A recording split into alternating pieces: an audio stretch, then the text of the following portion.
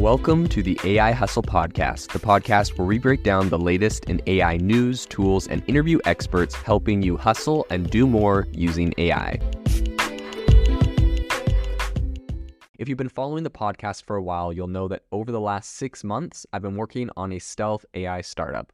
Of the hundreds of projects I've covered, this is the one that I believe has the greatest potential. So today I'm excited to announce AIBox. AIBox is a no-code AI app building platform paired with the App Store for AI that lets you monetize your AI tools.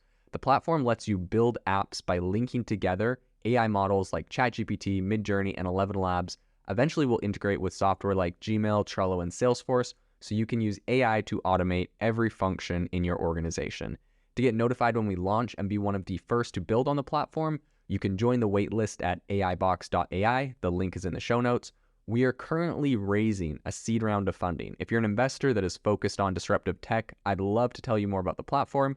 You can reach out to me at jaden@aibox.ai. I'll leave that email in the show notes. Today on the podcast, we're going to be covering 3 major stories in AI. The first is the fact that some are saying $4.4 trillion is going to be added annually because of AI to the global economy. The second is that Synthesia, the video platform, has just raised $90 million in a Series C round. I'm going to break that down, what they're planning on doing with it, and some interesting anecdotal stories.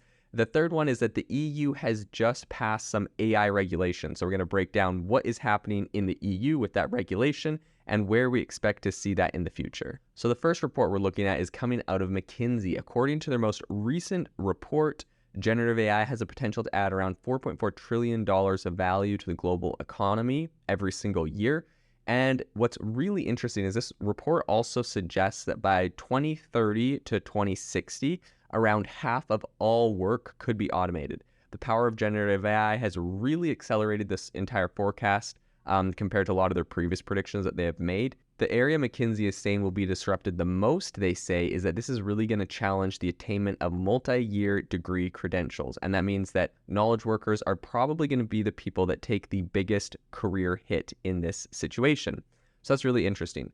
The next story we want to cover today is the fact that the EU has recently passed some AI regulation laws. And this is essentially just a draft law, so this is not necessarily in action, but they've made some pretty big strides because essentially they had a vote, and the law's final version is going to now be negotiated in the different branches of the EU, and they're hoping to reach an agreement on this by the end of the year, right? The EU definitely takes a long time to work on these kind of laws, and I mean, this one probably has some big implications, so I'm not, criticizing the time too much necessarily, but I will say that one of the key takeaways on this is probably the fact that the proposed legislation essentially mandates pre-market assessments for generative AI systems like ChatGPT, and it also advocates for prohibiting real-time facial recognition. Now, real-time facial recognition, I think that prohibiting that personally, I'm a fan of. I don't really like the idea that I could be walking around, downtown, and there's cameras that have facial recognition and determine who I am and what stores I'm walking into, and then create some sort of profile on me based off of that. I would prefer the privacy.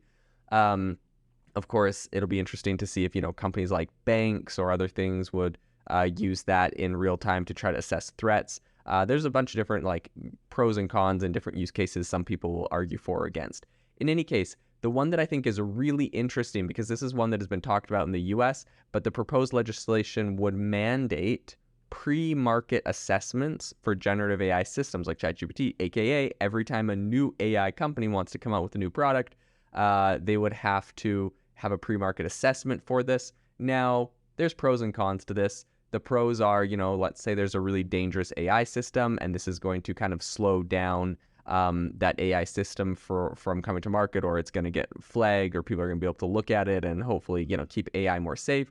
The con is, a lot of people will say if there's an AI that, so theoretically, let's say you create an AI and it's like a super open AI, and it will criticize the government and it will criticize everything and everyone, and it doesn't have a lot of checks and balances on it, right? For example, something like that, there's no way would ever get past a system like this. And so technically for censorship and, freedom of speech laws, you can imagine why some people would be for this and why the government would be against it. Anything that would criticize them probably wouldn't get passed. So there's pros and cons, and we'll leave it up to the regulators and people in their, jurisdictions to decide what happens there, but it'll be an interesting thing to follow. The third story we want to talk about today is the fact that Synthesia has just raised $90 million. And this is actually a very, very interesting raise because they said they weren't actually looking to raise money. They said they were a self-sufficient company. Apparently, they have over 50,000 customers. They have, a couple hundred employees.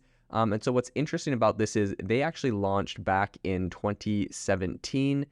There was a group of AI researchers that kind of put this company together. And since then, they've grown it into a really powerful company. If you've ever seen it before, essentially you can go on there, you can type in a script and you can have a virtual AI person reading the script, talking, and they're on the screen. And so this company is really useful. I've used it for a number of different use cases myself. A lot of people use this for explainer videos. It's a lot more personable than just having for example, an AI voice. It's a lot cheaper than having to have an actual person sit down in a studio and record a video explaining something. So I think it has it's a pretty good use case company. Of all the AI video companies, I think that they are number one. They're doing it the best. And of course, they're not perfect. The technology is new and it's getting better.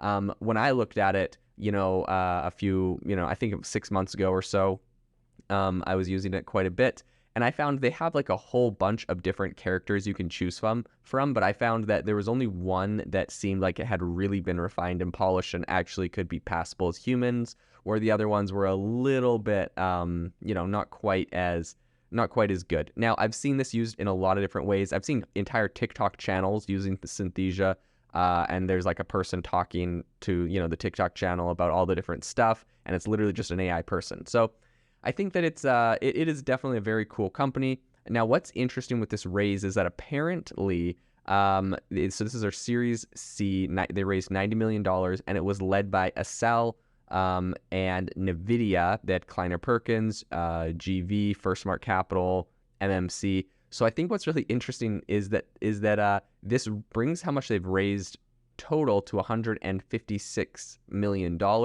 And now their startup has hit a $1 billion valuation, which is up about $300 million since December 2021, meaning they had a $700 million valuation in December 2021, which is when valuations by and large peaked. So a lot of companies, they haven't been trying to raise money since, and a lot of companies have been expected their valuations will have tanked quite a bit. I think with exception to AI companies that were, pretty big, pretty powerful, and they're kind of industry leaders in their given niche.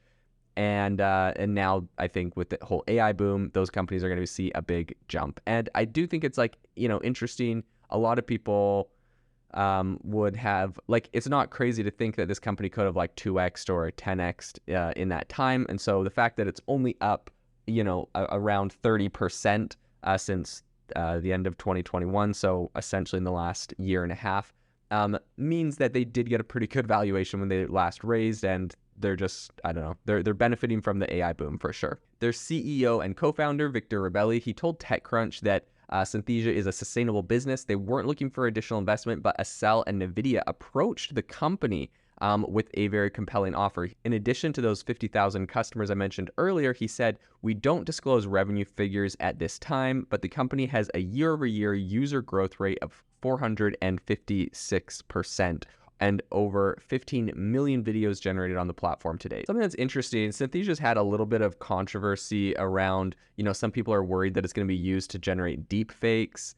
Some people are worried that it's going to be used to sway, elections and different things by creating content. I mean, at the end of the day, I don't see how that's that much different than just hiring a voice actor on Fiverr or somewhere else to read off a script. Another thing that is interesting and important to note is the fact that Synthesia doesn't just, the people that are on there, they're like avatars, obviously are people that have signed the consent for them to, create these AI versions of people and their actors that they've paid and gotten the rights and licenses to use their, their image and whatever. And so it's not like this is a platform that you can just upload anyone and create a talking head video or a deep fake of any person. I did see in the past they had something that you could like a feature or a tool, a product where essentially you could go to a studio and they had a special script that you would record in a special type of studio with a green screen, and they would be able to take that recording that you do, high-def recording, and they would be able to train an AI model for you. So if you wanted to have an AI model of yourself talking and be able to use that for your company or something else, they had that option. I'm not sure if that's still available, but I think in any case, the likelihood of, the whole deepfake thing is not very likely, considering that's not really part of their business. But what they do say is that they have an entire team that is kind of they have a disinformation team, which essentially suspends accounts that violate their terms of service. And they currently prohibit political, sexual, personal, criminal, and discriminatory content.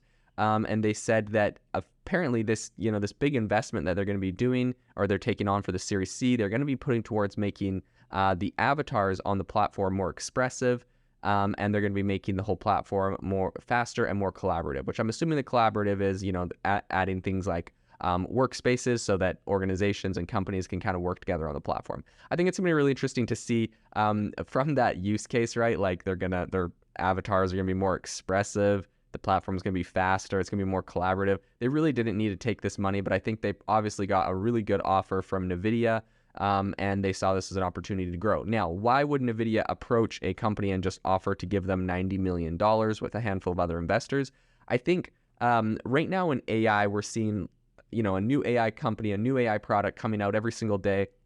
And I think these larger companies, someone like NVIDIA, who's reached $1 trillion market cap, they have a ton of new money that is being generated from this. And I think NVIDIA specifically wants to plow their money into companies that are going to use more computing power and going to propel the AI industry forward, because they know they're going to make a lot of money on the back end of increased AI use. So I think they're looking for the winners. They're looking for the current category winners, right? They don't have to go and find a brand new startup and hope it works out. They want to find someone that's already doing well, like Synthesia.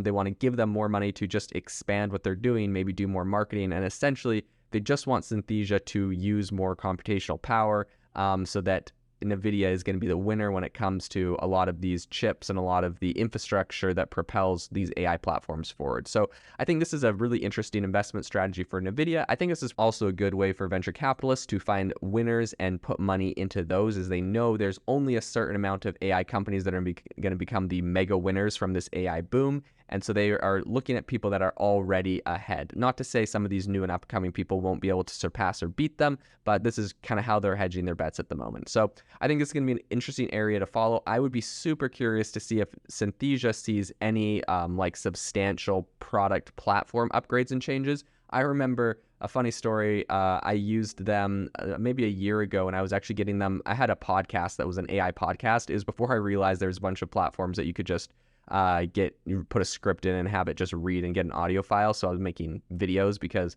Synthesia's audio was actually pretty good. Like, it sounded very realistic. In any case, I made an account. I think it was, $30 a month or something. And it was at a time where they hadn't really set a limit to how much you could use it. So I went and created, 30 podcasts in a week that were, I had a VA do it, but I had them create like 30 podcasts in a week, and each one was like, 5 to 10 minutes long, reading these different scripts. And anyways, I got an email from Synthesia saying that they had shut down my account. And so pretty much when you create these, they're stored on their account, and we would download them and post them. So I'd already gotten the content off of it. And at that point, it literally did say that it was unlimited, but I guess they realized that unlimited wasn't very sustainable, so they changed their policy. In any case, they shut down my account and said that if I would like access to my account, I had to pay them $2,700 for the usage that week. So of course, I found another platform, but I thought that was pretty funny. In any case, really cool company. They are doing well. I'll be curious to see if they can make some big strides in improving these models. I definitely think there's a lot of room for improvement. And I'm hoping with $90 million, they're going to be able to make these things a lot more realistic and lifelike and more useful for businesses. If you are looking for an innovative and creative community of people using ChatGPT, you need to join our ChatGPT creators community. I'll drop a link in the description to this podcast. We'd love to see you there, where we share tips and tricks of what is working in ChatGPT. It's a lot easier than a podcast, as you can see screenshots, you can share and comment on things that are currently working. So if this sounds interesting to you, check out the link in the comment. We'd love to have you in the community.